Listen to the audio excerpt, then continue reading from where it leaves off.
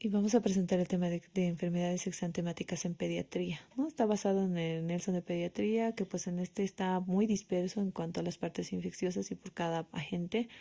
Y el de Pediatría Esencial, que básicamente está un poquito más organizado. Vamos a iniciar con una pregunta en relación a los cuadros exantemáticos.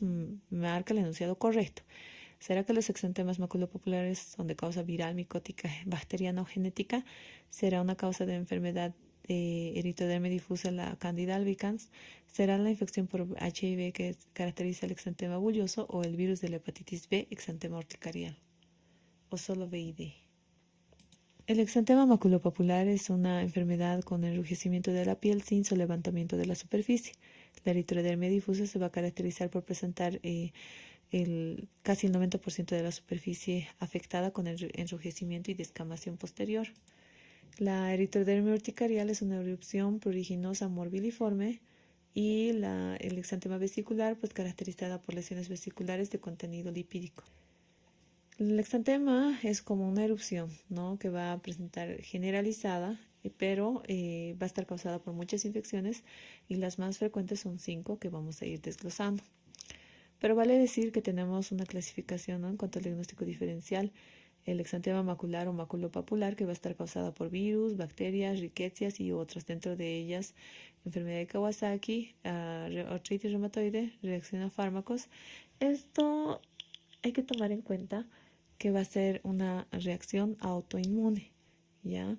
Y la eritrodermia difusa va a estar causada por bacterias, hongos u otros.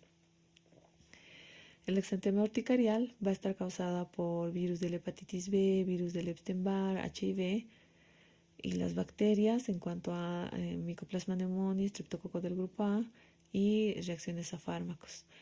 Esto urticarial, tomen en cuenta, urticarial es algo de alergia. La vesicular bullosa va a estar causada por el herpes simple, la varicela, zoster, coxsackie virus, ¿no? Bacterias en cuanto al síndrome de piel escaldada, impético bulloso, impético costroso por estreptococo del grupo A, riquecias, viruela rickettsiosica y otras, ¿no? La necrólisis epidérmica tóxica, el eritema multiforme y un Steven Johnson. Tal vez puedes tomar en cuenta que el exantema vesicular no está causado por el HIV y tampoco la eritrodermia difusa, y siendo que las demás sí, ¿no? La eritrodermia difusa está caracterizada por la presencia de la Candida albicans, a excepción de las otras exantemas. Entonces, marca el enunciado correcto. Los exantemas maculopapulares son de causa viral, micótica, bacteriana o genética. Esto no es correcto porque no hay causa genética como tal. Sería autoinmune, pero ni ellas son genéticas netamente. La eritrodermia difusa sí es causa de infección de la Candida albicans. El HIV no presenta exantema bulloso o vesicular y el virus de la hepatitis B sí ocasiona el exantema urticarial. Entonces, B y D es nuestra respuesta. Y bueno, presentamos un caso clínico, paciente de sexo masculino de 10 años de edad sin antecedentes de importancia. Acude por cuadro de fiebre de hasta 39 grados, malestar general, cefalea, congestión nasal, rinorrea, aparición de un exantema en la cara y cuello que extiende progresivamente hasta el tronco. La impresión de un incremento de volumen de ambos ojos a la mamá con inyección conjuntival y lesiones transversales hemorrágicas. Niega contacto con animales y viajes al extranjero. Y bueno, comenzando con el sarampión, su agente causal es el virus RNA paramyxovirus del género morbillivirus. Causa parotiditis y se asocia generalmente al virus sincitial respiratorio y puede ocasionar un síndrome respiratorio agudo severo. El hombre es el único reservorio del virus.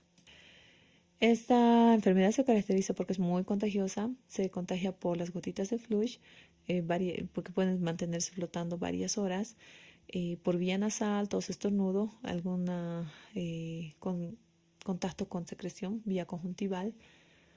El periodo de incubación es entre 10 a 14 días, el periodo de contagio desde 5 días antes de la aparición del exantema hasta 4 días después.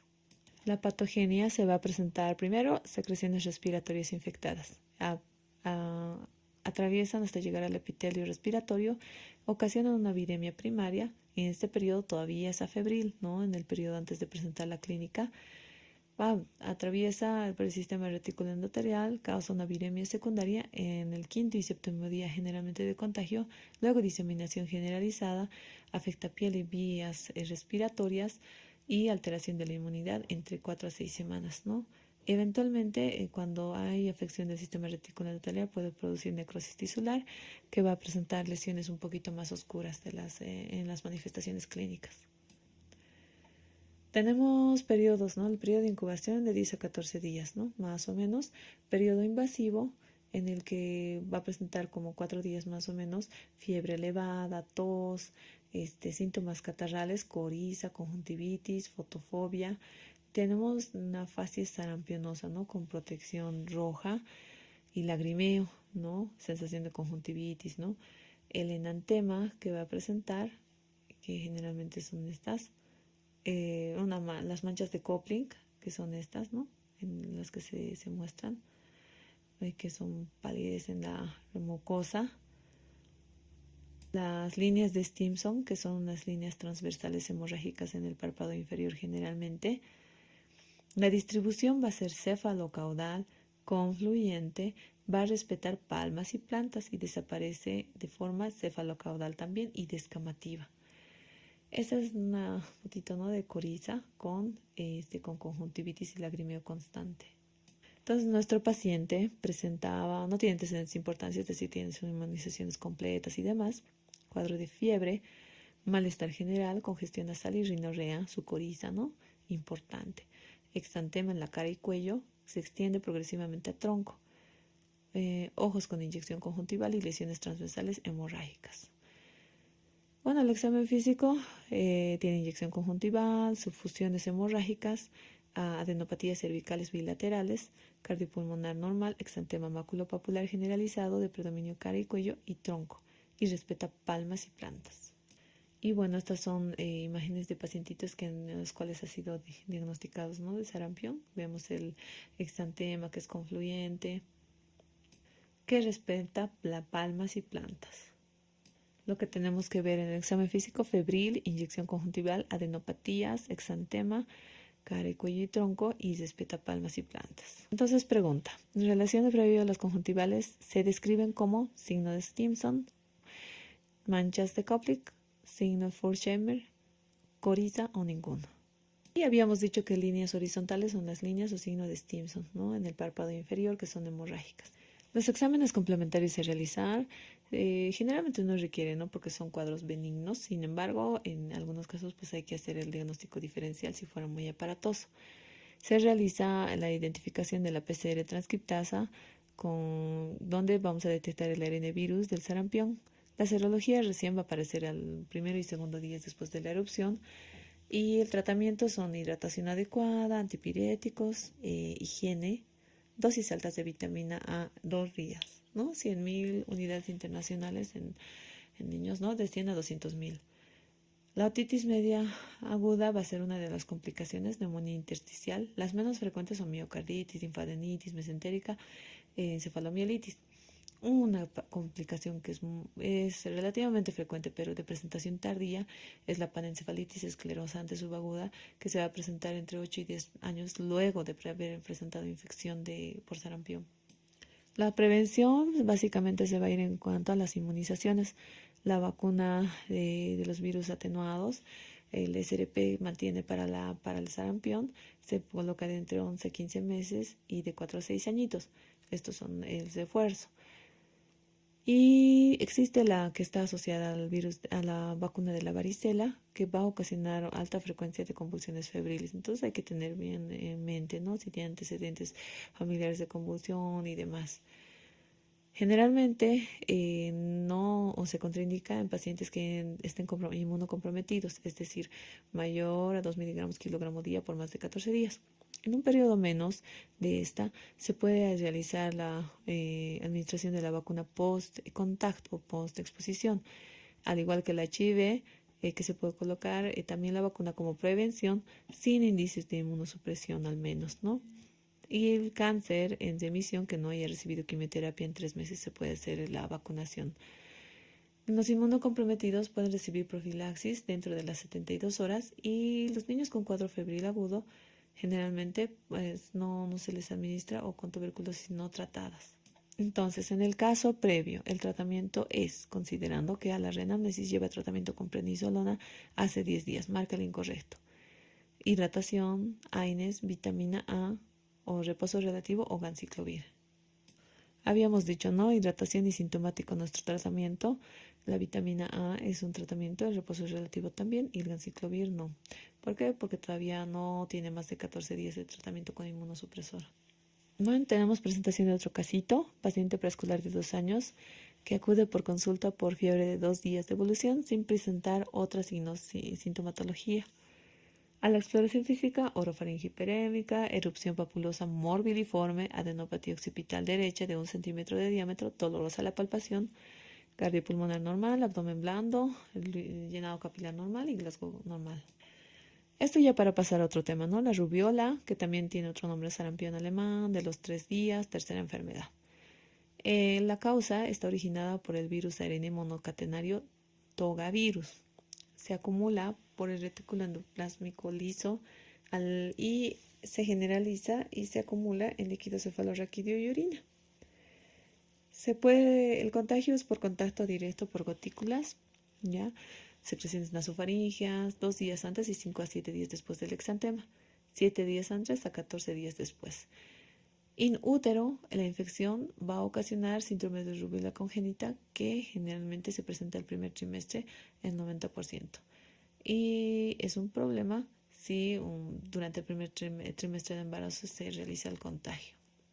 Y bueno, la patogenia. Tenemos secreciones respiratorias infectadas, epitelio respiratorio, viremia primaria, ataca al sistema retículo endotelial, viremia secundaria, diseminación y las secreciones generalmente líquido cefalorraquídeo y orina y necrosis tisular eventualmente pueden formar lesiones más oscuras. La rubiola va a presentar un periodo de incubación entre 14 a 21 días, entre antes y después de que presenten el eritema o el exantema, diré.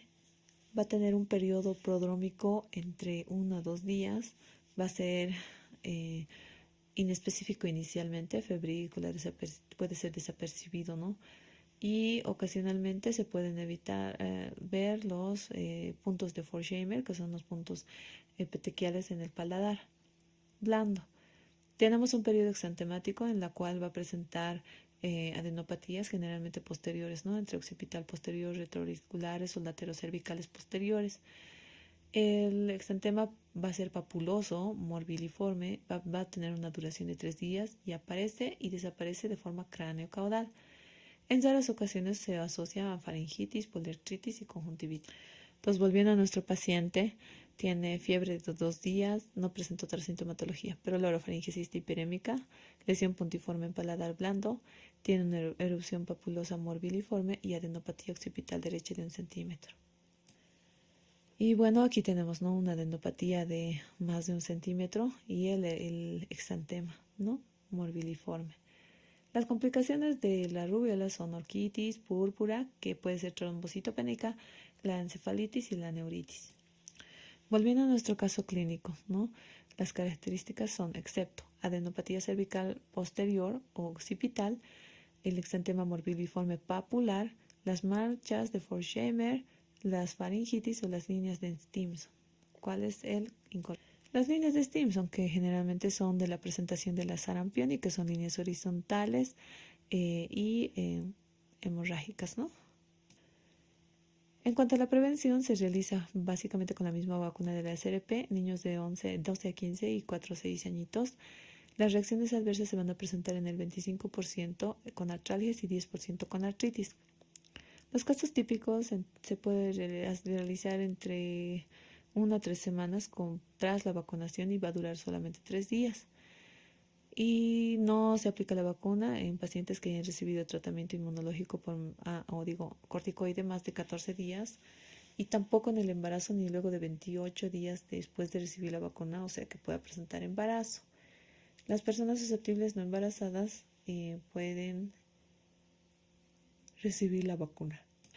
Y bueno, el tratamiento, pues la vacuna, ¿no? En cuanto a la prevención y la inmunoglobulina, que no evita la fase virémica ni previene la rubiola, ¿no? Pero sí se puede aplicar en casos de inmunodepresión. La rubiola congénita se va a caracterizar por una tríada clásica, que son las cataratas congénitas, cardiopatía y sordera. Pasando a otro punto, la rosacea infantil o el exantema súbito o la sexta enfermedad está causada por herpes virus de tipo 6 o de tipo 7, entre 10 al 30%, y generalmente está secundaria a un ADN bicatenario, viremia relativamente prolongada entre 3 a 5 días y la infección se queda latente. Generalmente los anticuerpos transplacentarios van a proteger al bebé hasta los 6 meses para que no presenten esta enfermedad, y a los 12 meses se presenta generalmente entre los 60 y 90% de los niños. Entre las manifestaciones clínicas, fiebres altas hasta 40 grados centígrados, 3 a 5 días puede ser la duración. El exantema dura entre 1 a 3 días y desvanece con rapidez. Los síntomas, puede presentar síntomas respiratorios, tímpanos eritematosos y tos, pero es de leve, son cuadros pseudogripales, microadenopatías, o sea, menor a 1 centímetro, y síntomas gastrointestinales. Hay que tomar en cuenta para pacientes que tienen tratamientos, ¿no? Que se ha realizado un trasplante de médula ósea, generalmente puede presentar hepatitis o encefalitis o supresión medular. Cuando los exámenes complementarios, en encefalitis de la roseola se puede presentar pleiocitosis de 30 a 200 células por milímetro cúbico, o en el suero, en la fase aguda, se puede identificar el PCR en líquidos, igual en líquido cefalorraquídeo. El diagnóstico diferencial con otras enfermedades exantemáticas, y el tratamiento va a ser sintomáticos, antipiréticos, y se puede utilizar ganciclovir o foscarnet en caso de encefalitis o síndrome de hemofagocitosis, o en el caso de inmunodepresión. Ahora, las complicaciones más frecuentes son encefalitis o síndrome de hemofagocitosis. El eritema infeccioso o la quinta enfermedad va a presentarse también se llama megaloeritema. Está causado por el parvovirus humano B19. Está causado por un DNA de virus monocatenario productor de exantema vírico benigno. Va a causar crisis aplástica de anemia hemolítica, entre ellas drepanocítica, esferocitosis y talasemia. Y generalmente el receptor del virus del antígeno P es eritrocítico o de células eritroides, y puede intercurrir con muerte celular con aplasia eritroide. La epidemiología, menores a 5% va a presentar entre 2 a 9%, pero va a aumentar en 5 a 18%, niños de 5 a 18 añitos, y en adultos ya es de 30 a 60%. Las manifestaciones clínicas son incubación de 4 a 14 días, incluyendo 21, fiebre, malestar general, mialgia, cefalea. Luego, de 7 a 10 días va a presentar recién el exantema inicial, el exantema en las caritas, ¿no? Va a dar signo de bofetada, y va a tener una palidez perioral, ¿no? Que le va a caracterizar. Y el exantema reticular va a ser en encaje y va a presentar una duración de 2 a 40 días y con 11 días de media. Las manifestaciones, ¿no? El exantema pruriginoso, mialgia, artralgia, cefalea, faringitis, coriza, crisis aplásica transitoria eritroide, dura entre 7 a 10 días, fiebre, letargo, puede presentar palidez. Los exámenes complementarios, pues hay que hacer un hemograma, ¿no? En caso de que tengamos este factor de riesgo, reticulocitopenia, puede ser de 7 a 10 días de duración, anemia leve, trombocitopenia, linfopenia o neutropenia. Se puede realizar el PCR de la identificación del virus, hasta 2 a 4 meses se va a mantener presente. El diagnóstico diferencial es un exantema reticulado que está sobre el cuerpo, que así como aparece, desvanece. Y bueno, todos estos son diagnósticos diferenciales. El tratamiento, hidratación adecuada, antipiréticos, transfusiones que puedan ser en crisis, ¿no? De los pacientes que tienen drepanocitosis o esferocitosis o alteración morfológica de los glóbulos rojos. El uso de inmunoglobulinas van a ser solo en inmunocomprometidos. Y la prevención se realiza en mujeres embarazadas, no es contagioso luego de presentar el exantema. La varicela, que está ocasionada por el virus varicela zoster de la familia Herpes viridae, virus del ADN de doble cadena con cubierta, una prima infección por varicela, La vesícula va a presentar una característica de lesión cutánea con vesícula, lesión de menos de 1 centímetro que va a estar llena de líquido que generalmente es exudado. Cuando la lesión es más de 1 centímetro se llama ampolla. Y va a tener su fase no vesicular y luego costrosa, que va a ser una lesión seca con exudados serosos cuando se rompe la vesícula. Y bueno, la varicela es una manifestación primaria, va a alterar los ganglios linfáticos, el vaso, hígado. El virus puede persistir como infección latente de células en ganglios radiculares. El herpes zóster es manifestación latente reactivada. La varicela es contagiosa el 90% y la contagiosidad va a durar entre 2 días antes y después, 7 días después del comienzo de las lesiones. La patogenia va a estar realizada una vez del contacto directo, vesículas, conjuntivas o cualquier dato de la parte respiratoria, va a ocasionar una viremia subclínica, ¿no? Con afección del sistema reticuloendotelial, los ganglios linfáticos, el vaso, el hígado, con un periodo de incubación de 10 a 21 días inclusive. Posteriormente presenta una viremia secundaria, infección cutánea, un exantema vesiculoso y posteriormente el depósito en los ganglios de las raíces dorsales de la médula. Y bueno, aquí es donde tenemos la respuesta inmunitaria que va a dar la variabilidad de la clínica. Y un pequeño esquema de la formación, ¿no? La infección del rayo de la varicela que va a pasar por los nervios sensitivos, los ganglios que van a causar linfadenopatía y su acúmulo en fibras posteriores. Y posteriormente va a ser su representación ya después de la afección. Las manifestaciones clínicas, primera incubación de 10 a 21 días, prodromos inespecíficos, el exantema va a ser primero una mácula, pápula, vesícula y luego costra.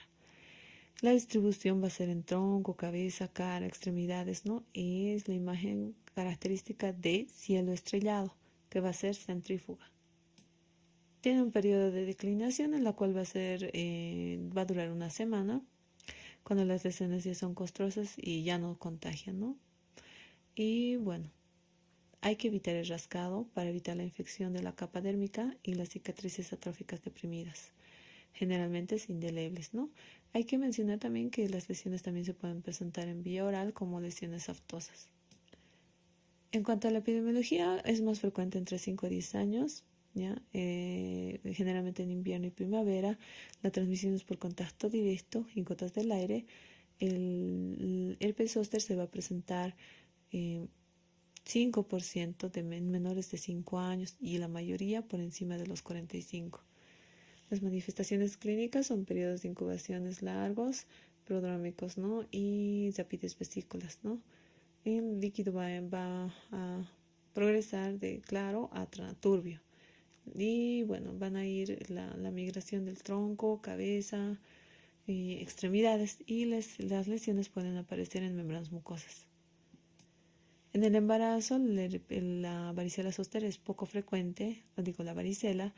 Las complicaciones maternas van a ser neumonía y en el niño, cuando la infección se la ha tenido menor a 24 semanas de gestación, pueden presentar lesiones cutáneas, cicatrices en zigzag, como vemos aquí, el retraso del crecimiento, anomalías neurológicas como microcefalia, convulsiones o alteraciones de los miembros. Y si es a las más de 24 horas, generalmente pueden presentar herpes zóster durante el primer año de vida. Las complicaciones generalmente son infecciosas, ¿no? Erisipela, celulitis, abscesos cutáneos. Y otras complicaciones son artritis, osteomielitis, fascitis necrotizante, neumonías varicelosas, el síndrome de Reye, ataxia, parálisis. El diagnóstico va a ser clínico. En raras ocasiones se requiere el examen confirmatorio con PCR o la serología. ¿Ya? Podemos hacer anticuerpos fluorescentes de antígenos específicos y en microscopía electrónica generalmente se realiza del líquido vesicular. Esto en caso de sospecha, no de otras patologías. El tratamiento es aislado, solo en embarazadas, niños pequeños. El tratamiento va a ser sintomático, ¿no? Higiene, prurito. Hay que ver las uñas que estén bien cortadas para evitar la infección de las lesiones por el rascado. Se puede iniciar el aciclovir, que es el tratamiento de elección, entre 15 a 30 por kilo día, pero esto solo en caso de inmunodeprimidos o complicaciones. Y se puede utilizar también la gamma globulina. Y bueno, este es un pequeño resumen, ¿no? El sarampión ocasionado por el paramyxovirus y estas son sus complicaciones, la otitis media aguda, neumonía, meningoencefalitis, la rubiola, que va a estar por el togavirus, artritis migratoria, encefalitis púrpura, el exantema súbito, que va a estar causada por el herpes virus 6 y 7, que va a ocasionar crisis febril, eventualmente encefalitis, meningitis o reactivación, sus complicaciones, la megaloeritema por el parvovirus B19, las 4 A's, ¿no? Artritis, artralgias, abortos, aplasias. La escarlatina, que va a estar causada por Streptococcus pyogenes, fiebre reumática y glomerulonefritis postreptocócica. Kawasaki, que son autoinmune, ¿no? Aneurismas coronarios, miocarditis y infarto agudo de miocardio y arritmias. Entonces tenemos un paciente varón de 2 años de edad, no tiene alergias medicamentosas conocidas, acude al servicio de urgencias por cuadro de 2 días, ¿no? Alzas térmicas hasta 39 sin otra sintomatología. El calendario de vacunación es completo y el examen físico, lo único que llama la atención, bueno, es un eritema bilateral en cuanto a la otoscopía y adenopatías posteriores. El resto está dentro de parámetros. Al momento no tiene signos de peligro y se indica tratamiento antipirético y un control en 48 horas. Ahora, ¿qué es lo que tenemos que evaluar en un paciente que nos llega, ¿no? De esta forma? Hay que ver que no sea una patología grave que requiere atención, ¿no? Hay que hacer una cuidadosa historia clínica, exploración física segmentaria que puede descartar otras patologías graves, ¿no? Fiebre, afectación del estado general, deshidratación o dificultad respiratoria. Si no tiene nada de esto, no tiene signos de peligro. Entonces, considerando el estado general y sin signos de peligro, se indica tratamiento antipirético y se indica control en 48 horas. Retorna al control y refiere que hace 2 horas desencadena erupción maculopapular en región torácica abdominal no pruriginosa y al examen físico, pues todo dentro de parámetros. Solamente sus adenopatías menos a 1 centímetro. Entonces, de acuerdo al agente más probable, acorde a la edad y a las características clínicas, es herpes virus del tipo 6, el parvovirus B19, citomegalovirus o herpes de la varicela. Y nuestra respuesta, el más probable, acorde a la edad y las características, es el de tipo 6, o sea, un exantema súbito. ¿Por qué? Porque la erupción es maculopapular, región torácica generalmente, y pues no tiene más cosas, ¿no? El examen físico es lo más frecuente y no tiene otra sintomatología que nos haga sospechar de los otros agentes. Y bueno, este ha sido el tema de los exantemas en pediatría. Espero les haya gustado. Gracias.